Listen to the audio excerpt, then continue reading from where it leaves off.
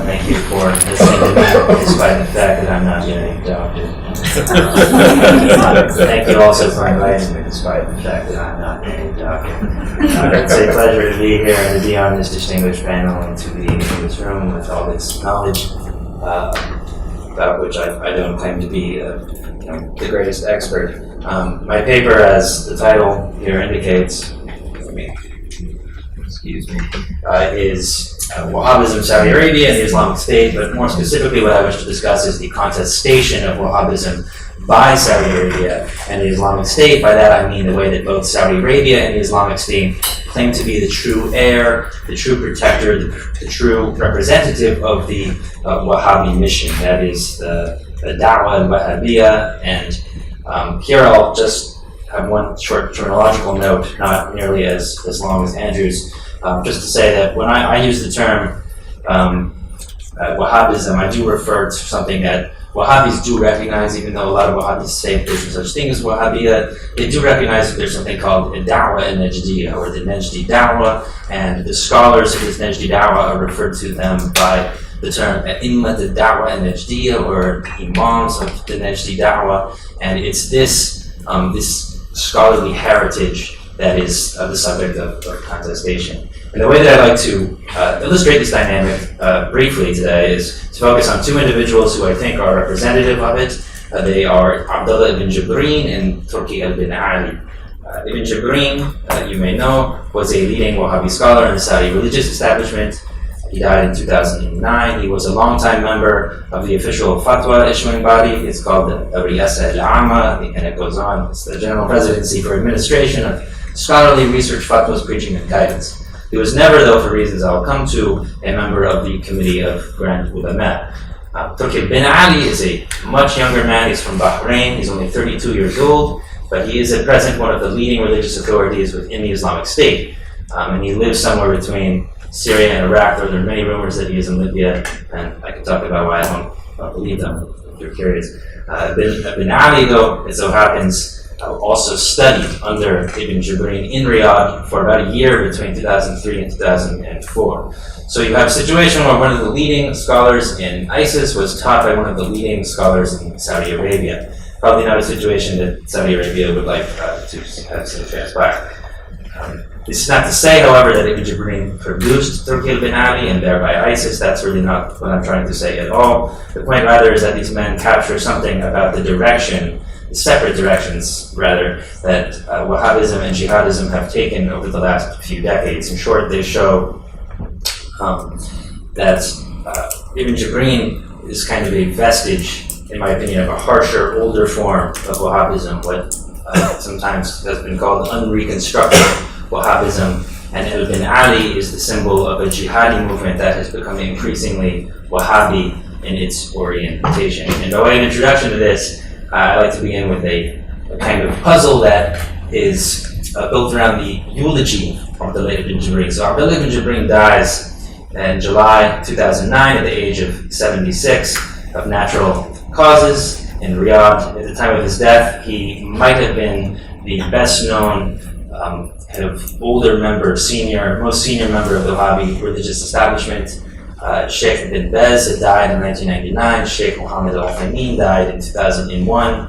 And after them, there was really no one to fill their shoes. But if there was somebody who probably outranked everyone else, it was Ibn Jibreen. So his death was widely mourned in Saudi Arabia, and as is customary on such occasions, the royal family telephoned the family to offer its condolences. And one of the people who telephoned Ibn Jibreen's family, his son in particular, was then the governor of Riyadh, Prince Salman, who is now the king of Saudi Arabia. As you all know, he said that the loss of Ibn Jibreen was a great catastrophe for Islam. And elsewhere he would write that he had a close personal relationship with Ibn Jibreen. But the Saudi royals were not the only ones mourning Ibn Jibreen's loss that day, so were a number of jihadi ideologues, and in particular the man on the right here, Turki bin Ali, who was only 25 years old in 2009. He wrote under a pseudonym at this time, and he was mourning him for, of course, different reasons. He said that Ibn Jibreen was a man who was really somebody who made common cause with the jihadis, who had actually tutored countless young men, an entire generation of young men to wage jihad around the world, that he was a man who praised Osama bin Laden and Abu Musab al-Zarqawi. He even wrote some poetry. Oh, we are missing. Well, this might have been the first version that I sent you, but anyway, he wrote some poetry about this. He said, the theaters of jihad and their lines mourn you. Every sword and spear mourns you. The army of truth mourns you, not the army of those who deserve chastisement and loss. So the puzzle here is, how is it possible that the same Wahhabi scholar, Ibn Jibreen, could be eulogized by a member of the Saudi royal family and a member of the Jihadi Salafi movement, no less than the current king and the purported mufti of ISIS? The answer, I would suggest, has something to do with Ibn Jibreen and what he represents, has something to do with Turki ibn Ali and what he represents. So, yeah, this is not actually the presentation that I had. There are different slides that I had, but in any event, I'll use these. So Ibn Jibreen was a little bit different from his peers in the scholarly religious establishment. He had a reputation for being a bit less accommodating, less pliant than some of the other scholars. In a word, what he represented is something I would call the Wahhabism in its original mold, more in its original mold. He was politically engaged, doctrinally exclusivist, and favorably disposed to jihad. So, as for politically engaged, I think a lot of people have this idea in their heads that Salafism or Wahhabism was kind of a quietist doctrine before the 20th century. And I think that that's something that needs to be challenged. In fact, until the early 20th century, the Wahhabi scholars, in my opinion, were quite politically engaged. Not only was the early Saudi Wahhabi states a highly ideological project in which both the Saudi rulers and the Wahhabi scholars shared, and they shared really as partners in this. But that partnership really endured in a way that was more a partnership among equals until the early 20th century. And even at the beginning of the Third Saudi State, you see that a lot of the scholars were quite politically engaged. They issued fatwas authorizing jihad against neighboring cities. They demanded, in the 1920s they demanded that the king expel the Shia from the eastern province or else convert them. They also have a fatwa, and Muhammad ibn Ibrahim signed this, telling the king, Abdul Aziz, that is, to expel the Westerners who were prospecting for oil. So they were not political lackeys at this time. They grew into this role as state servants, where we see them today over a long period of time, and that process was typified by the decision in the 1990s to invite the American forces into Saudi Arabia to defend against a prospective attack from Iraq. And interestingly, Abdullah ibn Jibreen was somebody who took a stance against this position. You're probably all familiar with the Memorandum of Advice from 1992, Mudhakirat al-Nasiha. Ibn Jibreen is actually somebody who signed this. He was one of three so-called Munasirun among the religious establishment who was basically opposed to the fatwa. And he was also a early signatory of the CDLR, the Committee for the Defense of Legitimate Rights. Over time, he would relax his kind of oppositional stance, but this still remained part of his image. He also had an image as somebody who was kind of uncompromising on doctrinal matters, so he was extremely anti-Shiite in orientation, which is a bit closer to the original Wahhabi dispensation. He wrote in one place, and this is recorded in the book about him, it's a biography by his son. Ibn Jibreen writes, perhaps 80 years ago, the Shia could be excused their theological errors, but today they have no excuse.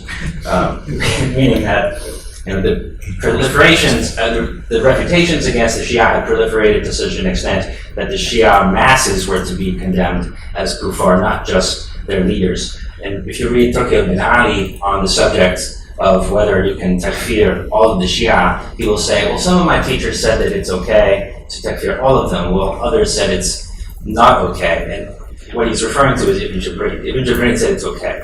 A lot of the actual Wahhabi scholars like Osama bin Laden and the Zawahiri were opposed to the idea of takfir Shia, Awam Shia, that is.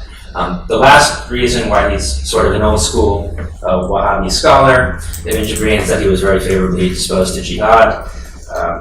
He did make comment with a lot of the jihadis, not just in Afghanistan, as many of the members of the Wahhabi religious establishment did, but he took a very controversial position in supporting the Iraqi Sunni resistance after 2003, calling it jihad, writing fatwas to individuals who wanted to go to Iraq to participate in the jihad, supporting them. He called jihad in Iraq fard ayn for Iraq's Sunni community, and he criticized scholars who took a different position. Bin Ali also recalls in his eulogy for Ibn Jibrin that he asked him, what do you think about Muhammad Zarqawi and the way that he killed Nicholas Berg in 2004? And the answer, according to Bin Ali, was that Ibn Jibrin went like this, meaning that yes, that's just fine. So another thing that Bin Ali notes is that a large number of people who fought in the AQAP, Al-Qaeda in the Arabian Peninsula, uprising beginning in 2003, around 2003-2006, had studied under Ibn Jibrin, including a man named Isa al-Hawshan, who was Ibn Jibrin's son-in-law before he was killed in 2004. This isn't to say that this portrayal of Ibn Jibrin is completely fair. He did not endorse this uprising. He did not endorse everything that Al-Qaeda has done. He did oppose 9/11 supposedly, but for the reasons that I mentioned, I think he is something of a relic of a more hardline Wahhabi past. This brings me to Turki bin Ali. As I noted, I think Turki bin Ali is representative of this kind of Wahhabizing shift in the jihadi movement that began to take place in the 1980s. Jihadism really started as a kind of radical Muslim Brotherhood outgrowth, and it becomes enamored, however, of the heritage of militant Wahhabism beginning in the 1980s. Largely due to this man here. His name is Abu Muhammad al-Maqdisi, who was also a teacher of Ibn Jibrin, of Turki bin Ali. So when I spoke to one of Turki bin Ali's childhood friends over Twitter, he told me that there were really two reasons why Turki bin Ali became interested in jihad. The first was reading the books of Abu Muhammad al-Maqdisi. The second was studying under Ibn Jibrin in Riyadh and living in a district called As-Suwaidi. I'll get to that in a second, but just briefly on Abu Muhammad al-Maqdisi and who he is. Abu Muhammad al-Maqdisi here, I chose this picture because there's a book behind him. You may be familiar with it because Malik mentioned it earlier. It's called Durar al-Saniya fi al-Ajwiba al-Najdiya. It means the splendid pearls of the Najdi responsa. It's a collection of rather extreme, a lot of them are extreme, statements and fatwas and rasa'il by the Immat al-Dawah Najdiya, the Imams of the Najdi Dawah going back to the 18th century to the early 20th century. This is a book, this is a copy in the center here of the first printing of this book in the 1930s in Mecca. So what Abu Muhammad al-Maqdisi did is he went to Saudi Arabia. He was somebody who was enamored of jihadism, mostly from a Sayyid Qutb sort of a perspective, a Muslim Brotherhood perspective. He went to Saudi Arabia in the early 80s and he found this book, Ad-Durar al-Saniya, and he basically compiled all of the most radical passages in it that he could find and produced this book on the right here called Millat Ibrahim. And Millat Ibrahim is probably the most important book in the sort of canon of jihadi Salafism. So that is the first thing that motivated or inspired Turki bin Ali. The second thing was studying in, goodness, it's not here, okay. Was studying in Suwaidi. Suwaidi is a district in southwest Riyadh. If you may have been there, I was warned against going there because it was a site of a lot of unrest in 2003 to 2004 during the QAP uprising. It was also a site of unrest during the Sahwa. It's basically known, according to Turki bin Ali, it's known as the Tora Bora of Riyadh. Another article has described it as the Fallujah of Riyadh. This is a place where Turki bin Ali got his Wahhabism. This is here on the left, a letter recommendation that Ibn Jibrin wrote for Turki bin Ali in 2004 for the Islamic University of Medina. And he tells the director of the university that you should accept this young Bahraini man because he has zeal for حرصه على العلم. He has zeal for religious knowledge. 5 minutes. Okay, so here you have Turki bin Ali, and what I also chose this picture for a particular reason. You might see behind him on the right the same book collection, the Durar as-Saniya, which he probably bought at the same bookstore in Suwadi where I bought it. So it gives you the impression that a man like Turki bin Ali is trying to convey is that he is the true representative of Wahhabism. And so here's a book on the right that he wrote for Islamic State training camps called the Trajectories of Tawheed. It's about, this is basically just a collection of statements about Wahhabi Aqidah or creed that I got a copy of online, that according to people who defected from the group, was written by Turki bin Ali, who's written many other things for the group, including some of the group's fatwas. The last thing that I'll address is Turki bin Ali.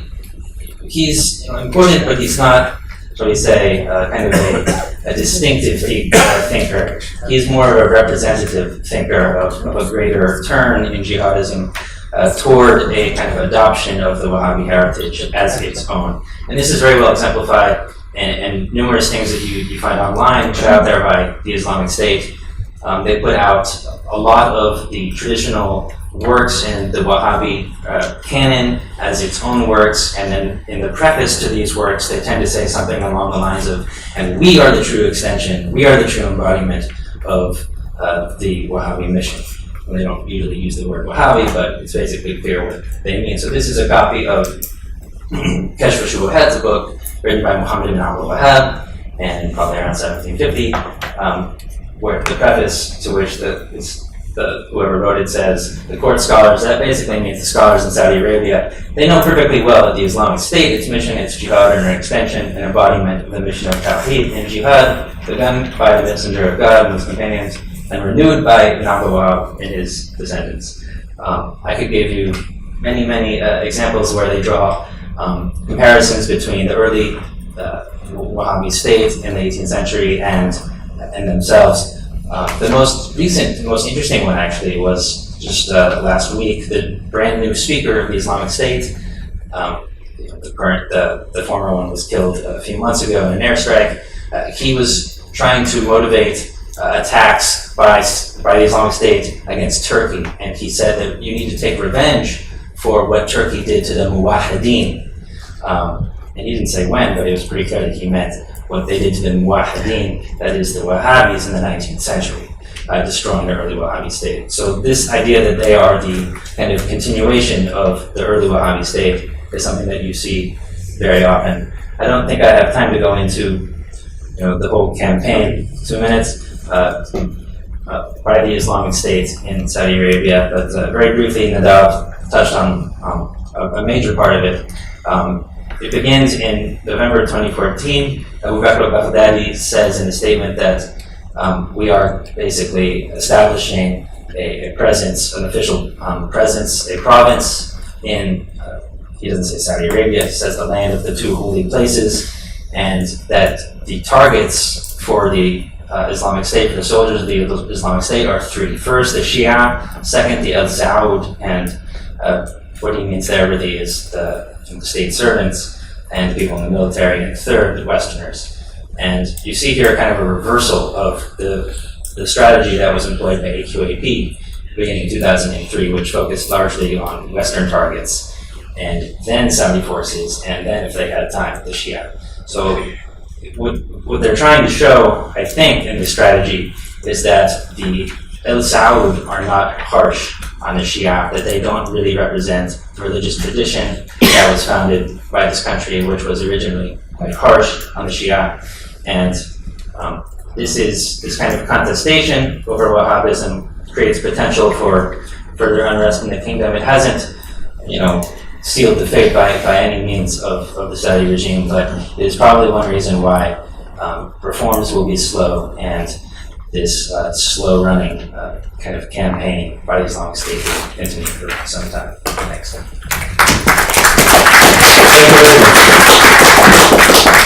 Thank now it's time to listen to Dr. Michael Farquhar. He's got still about Salafism, globalization, Saudi cultural imperialism, and Arab life.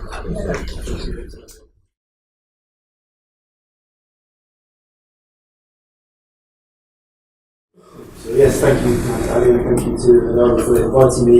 And I'm going to take up a theme that has been addressed by Andrew earlier on this afternoon. I'm going to speak about how we ought to understand the rise of Salafi modes of religiosity around the world in the last decades of the 20th century, and how we ought to understand the ways in which Saudi actors have been positioned in relation to them. I'm going to start by suggesting that the existing literature gives us two really key analytical lenses for thinking about that issue, at least when it comes to thinking about it in broad terms, in broad geographical terms. One of these approaches comes from Olivier Bois, and it involves suggesting that the rise of Salafism has really been fundamentally driven by cultural globalization. So for Bois, Salafism is basically a globalized version of Islam. Supposedly, it reduces religion to a kind of cookie-cutter set of fixed rules, which can apply in any time and place. It rejects local cultural traditions and any integration into local or national communities, and it promotes a distinctively deterritorialized form of religious identity, a sense of loyalty and belonging to an ummah, which is understood in global and abstract terms. So that's one approach. We have Salafism as a product of cultural globalization, and it's not immediately obvious that this approach really gives us any tools for thinking about how Saudi actors or Saudi state power might figure in all of this at all. The second approach, in contrast, puts all of the focus on Saudi Arabia, and it holds that Salafism has flourished in locations around the world as a result of the success of Saudi actors in exporting Wahhabism. So it's as if Saudis have been able to just kind of pick up Wahhabism and ship it abroad. And this often tends to come with the idea that doing this has served Saudi foreign policy goals by extending the kingdom's soft power abroad. And this kind of analysis is more commonly found in journalistic writings, but I think the elements of it are at least implicit, even in some academic research. So I'm necessarily being a bit reductive here. I might perhaps be accused of caricaturing these two approaches a little bit. But as I say it, those are two of the key kind of lines of analysis that are out there. In thinking about this puzzle myself, I've spent the past 6 or 7 years researching one particular institution in Saudi Arabia, which has played a key role in exerting Wahhabi religious influence abroad, and that institution is the Islamic University in Medina. So the Islamic University was founded in Medina in 1961 as a Saudi state-funded missionary school. And it was geared towards promoting a form of Salafi Islam across the globe that was broadly in line with Wahhabism as it's practiced in Saudi Arabia. From the time of its founding, the Islamic University took only male students, and the vast majority of them, over 80% of them, were non-Saudi. The Saudi state paid for scholarships covering all of their costs, including tuition, living expenses, travel, and so on. And the hope was that by bringing these students to Medina and schooling them in the Salafi tradition, you would then be able to send them home to promote Salafi understandings of orthodoxy in Muslim communities around the world. By around 2001, well over 11,000 non-Saudis have graduated from the Islamic University. They've come from all over the world, and they've settled all over the world after graduation. And the Islamic University does seem to have made a significant contribution to the promotion of Salafism in lots of locations. So many of its graduates have become prominent spokespersons for this kind of Islam, and they've often built very large followings.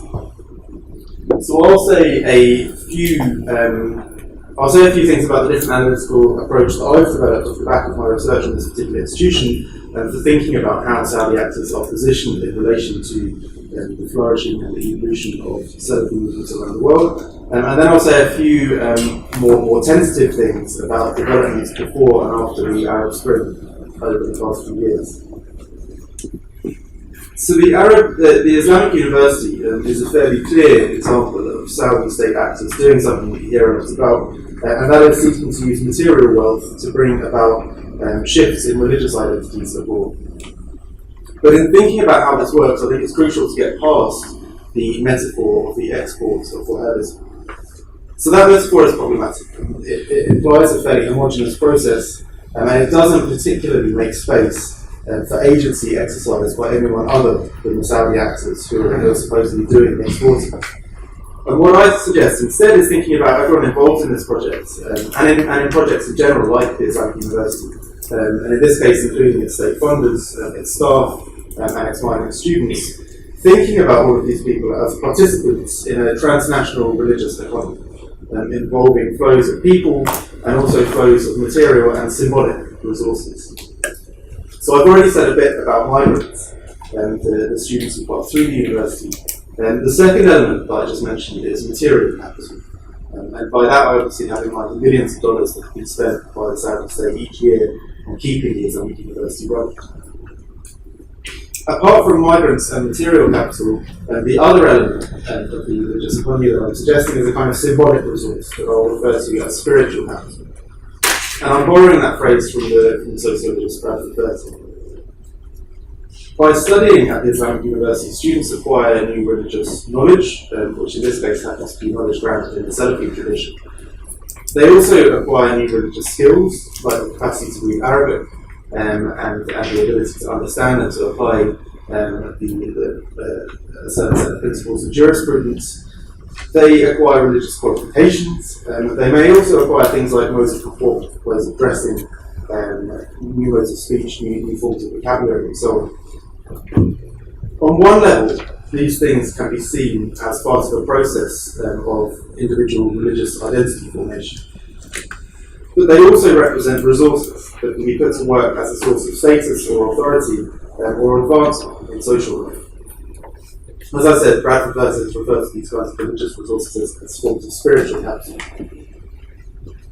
And there's a quite intuitive sense here in which material capital invested by the Saudi state is translated into these forms of spiritual capital embodied in the university's migrant students. So obviously it's money spent on funding scholarships that makes it possible for students to withdraw from paid employment for several years, and which therefore makes it possible for them to focus on accumulating this spiritual capital. And this set of resources I'm calling spiritual capital, including religious knowledge and skills and qualifications, may then in turn provide students with new status and new grounds for exerting authority within social struggles around the world to define what constitutes correct Islam. And that can play out quietly to very local settings, or it can play out in much bigger ways, like when graduates of the Islamic University use their qualifications to legitimise projects like founding schools or proselytising organisations of their own. And of course, the hope of those who founded the university was that these new bases of authority would be used to promote the Salafi understanding of Islam. So these different kinds of resources are part of a process that begins with objective material investment and can end with subjective cultural transformations. But that process of translation from material investment to cultural transformation doesn't play out at all mechanically. So one key consideration here is that graduates themselves exercise agency in all of this. It's really up to them how they end up choosing to deploy these symbolic resources. So it's true that some of the graduates that I've interviewed speak about studying at the Islamic University in ways that echo the aims of its founders. So that is, they would acquire religious learning, which would give them greater religious authority, which they would then be able to use to advance the Salafi mission in their countries. But those aren't the only motivations for students who are going to study at this place. So one South African graduate, for example, told me that he had considered himself Sufi before he went to the Islamic University, and he had no interest in Salafi teachings at all. But he stuck it out partly because he hoped that the language skills and qualifications that he would acquire there would allow him to move on into a career in secular academia as an Arabic language specialist. And in the end, he did achieve. You also hear quite a lot from graduates about how it's very common for students from developing countries to benefit more directly from the material capital that's available to them at the Islamic University. So they use their time in Medina to save the money that is given to them as stipends, and they then send that money home as remittances, or they save up and buy a plot of land and build a home for themselves in their communities of origin. So students engage with this institution on the basis of various different identities, aspirations, and interests. And they can find different ways of benefiting from the various resources, the various forms of material and symbolic capital that become available through transactions on and around its campus. And then finally, even to the extent that students do achieve positions of religious authority off the back of studying at the Islamic University, it's not a given that they will use that authority in ways that straightforwardly serve the Saudi state or the Saudi religious establishment. So students have the capacity to use symbolic resources acquired in Medina to launch projects which then operate very autonomously with the Saudi state, and it can't be taken for granted that those projects will work in ways that are self-evidently supportive of Saudi foreign policy. So one example of this is the Yemeni scholar, the Yemeni Salafi scholar, Uqbal ibn Hadi Al-Wadi spent time studying in Saudi Arabia as a young man. And that included securing a master's degree from the Islamic University of Medina. He then returned to Yemen in 1979, and he was able to use the symbolic resources that he had acquired at the Islamic University and other sites of learning in Saudi Arabia to establish himself as a Salafi figurehead in Yemen. But he then also went on to found a series of religious schools in Yemen, which attracted students from across the Middle East, and also from Somalia and Belgium, and then from the early 1990s, these schools became a destination for hundreds of students travelling from Indonesia as well. And throughout much of Al-Wadi's career, he was actually quite critical of the Saudi state in many ways. So what you have here is a project established at least partly off the back of symbolic resources accumulated at the Saudi missionary institution, which then comes to operate outside Saudi Arabia, comes to operate quite autonomously with the Saudi regime, and comes to sit at the heart of its own transnational flows of migrants and resources. And so I said that I would say a few tentative things about the Islamic University and the position of Saudi Arabia in relation to transformations in Salafi networks in the Middle East in more recent years, in the run-up to and after the Arab Spring. So one thing to note in that regard is that institutions like the Islamic University, which are supposed to be serving the Saudi regime by extending Wahhabi religious influence abroad, can themselves serve as spaces of contestation. So we saw an example of this quite recently, relatively recently in 2007, when the prominent Islamic University scholar Musa al-Qadni signed up to a petition demanding that the Saudi regime be subject to constitutional checks and balances. At that time, the Islamic University was going through a period where there was a relatively diverse range of viewpoints represented on campus, and that included people who were politically engaged Islamists. And that seems to have been in keeping with the broader strategy of the Saudi regime at that time, as it sought to co-opt former figureheads of the Sahwa and bring them back into the fold, and use them as kind of allies and as mediators in the struggle against domestic jihadists at that point. And Mohammed al-Uqla, who was president of the Islamic University from 2007, was closely associated with this relative kind of opening up of the campus to a range of different religious and political viewpoints. But in 2012, in the wake of the Arab Spring and a host of new challenges to the regime, including from politically engaged Islamists, a new figure, Abdurrahman al-Sanad, was put in charge of the university. And he was seen by students at least as being much closer to the traditional official Wahhabi scholarly establishment. So this seems like a fairly clear effort to tighten the leash at a time when the regime was feeling threatened. A separate set of developments, which I think is worth mentioning, played out further from home in Kuwait. And recent work by Thomas Biaret and Zoltan Pal has shown how, after the outbreak of civil war in Syria, Haraki, so activists, Salafis, in Kuwait became a really key hub for channeling funds to factions fighting in Syria.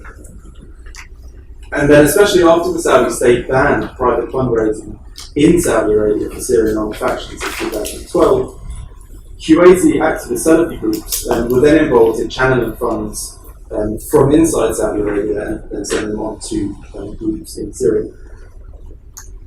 And that's worth noting in this context because, of course, we'll know what was. We'll know that the Kuwaiti, the kind of activist Kuwaiti Salafi networks that I'm speaking about here, actually trace their origins in many ways to the arrival in Kuwait of the Salafi scholar Abdurrahman al-Khaliq in the 1960s. And Abdul Khaliq was actually an Egyptian who settled in Kuwait at that time after a period that he had spent studying at the Islamic University of Medina in its early years. And even until very recently, a section of Abdul Khaliq's website that was intended to establish his scholarly credentials did so only by listing a degree that he had earned from the Islamic University in 1965. So you have a sense from that of how important were the symbolic resources that he had applied in Medina for the project that he then went on to undertake of fostering this kind of activist Salafi community in Kuwait, which historically has tended to be quite hostile to the Saudi regime. So I said before that symbolic resources acquired by students at the Islamic University have sometimes fed into projects which ultimately operate quite autonomously and don't necessarily align with Saudi interests. Abdul Khaliq's use of his qualifications from the Islamic University as a foundation for helping to foster a new Salafi current in Kuwait, which has tended to be quite critical of the Saudi regime, seems to me to be one good example of that. And obviously, many decades have passed between the point in time at which Abdul Khaliq arrived in Kuwait bearing his degree from the Islamic University, and obviously there's been a whole host of intervening factors that have shaped how the networks that he helped found have evolved over time in that period. Between that point in time and between the point that I'm now speaking about, this recent episode, where his followers have come to play this important role in channeling funds for armed groups in Syria in defiance of Saudi policy. But nonetheless, I'd be tempted to treat this latest episode as an extension of that same dynamic, to treat this as an example of how that kind of dynamic has played out in the post-Arab Spring period. So those are some of the points I wanted to make. On the one hand, Olivia was focused on globalization as an explanation for the rise of Salafism around the world. Seems inadequate for capturing much of what I've just described. So insofar as the concept of globalization directs our attention to a really kind of sweeping analytical scale, a very broad analytical scale, it distracts from the more limited kinds of cross-border formations that I'm speaking about here. And he also doesn't really seem to give us any tools for thinking about Saudi state power and Saudi state resources as one of the many factors at stake in the flourishing and the evolution of Salafi movements around the world. On the other hand, what I've just described also clearly isn't as simple as just the export of millennium. It's about a much more complex economy of material and cultural resources that can be put to work by the various actors involved to serve a whole array of social ends. And those ends may sometimes support the foreign policy goals of the Saudi state, and it's clear that by investing in projects like the Islamic University, the Saudi regime has been able to exert influence abroad. But that influence hasn't constituted control, and we have plenty of examples of outcomes of these processes, both before and after the Arab Spring, which in fact seem quite inimical to Saudi foreign policy goals.